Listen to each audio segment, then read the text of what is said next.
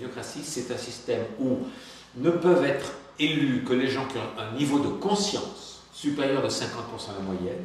Comment le mesurer? Ça reste à définir. Et que ne peuvent être électeurs que les gens qui ont un niveau de conscience de 10% supérieur à la moyenne.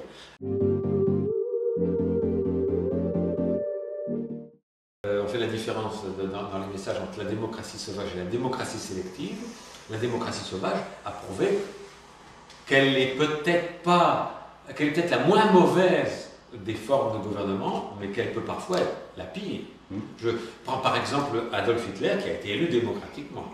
Il faut quand même le faire. Donc, si la démocratie peut enfanter de gens, de gouvernements, de présidents comme Hitler, c'est qu'elle est quand même extrêmement dangereuse. Donc, c'est là qu'on arrive à une autre idée que les Elohim appellent la géniocratie. Quand je parle de géniocratie, il y a des gens qui s'imaginent que c'est la fin de la démocratie. Pas du tout. Ça veut dire qu'il faut élaborer des tests pour définir le niveau de conscience des gens. Et ça veut dire aussi que quand tout cela sera fait, il faut que ce système soit accepté démocratiquement, par tout le monde. Alors, il y a des gens qui décrivent ce système qui n'ont pas lu les messages, qui n'ont pas lu ce que j'amène, évidemment, et qui jugent sans savoir, qui disent c'est des idées dignes du nazisme, c'est la race supérieure. Pas du tout. On dit les gens qui ont un niveau de conscience, on ne parle pas de couleur de peau. Il peut y avoir des gens conscients. Moi, je préfère être gouverné par quelqu'un de conscient et noir que par un imbécile blanc. Donc, c'est quelle que soit la couleur de peau, quelle que soit l'origine religieuse, il y a des gens conscients et des idiots. Pas pouvoir mesurer tout ça. Et pas avec les tests d'intelligence actuels qui ne mesurent que les effets de l'intelligence, mais avec des tests qui vont mesurer l'efficacité de fonctionnement du cerveau. Parce que qu'est-ce que c'est l'intelligence? C'est le juste fonctionnement d'un ensemble de neurones. Et on va parvenir bientôt à mesurer la qualité de fonctionnement des échanges entre les neurones.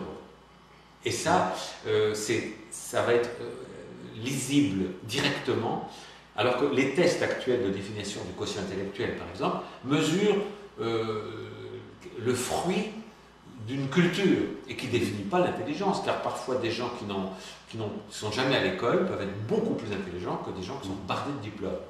Donc le bon sens paysan, en quelque sorte, qu'on appelle autrefois le bon sens paysan.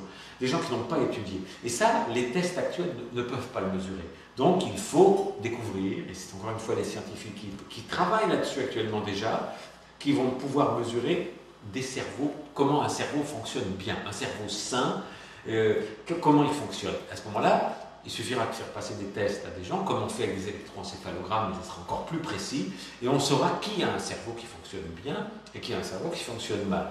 Alors ensuite, on va pouvoir mesurer, on va pouvoir dire qui, mais il faudra encore que la population dans son ensemble, démocratiquement, accepte de cesser d'être gouvernée par des imbéciles et de dire non, écoutez, on préfère, ça suffit, la pollution, les guerres, la violence, les camps de concentration, on a assez vu tout ça, la démocratie sauvage, ça ne marche pas. Donc, maintenant, on est pour une démocratie sélective. C'est toujours de la démocratie. Et ça doit être, à mon avis, réversible. C'est-à-dire qu'il faut que les gens, s'ils ne sont pas satisfaits un jour, puissent voter contre et que ça soit annulé. Comme ça, il y a une double garantie.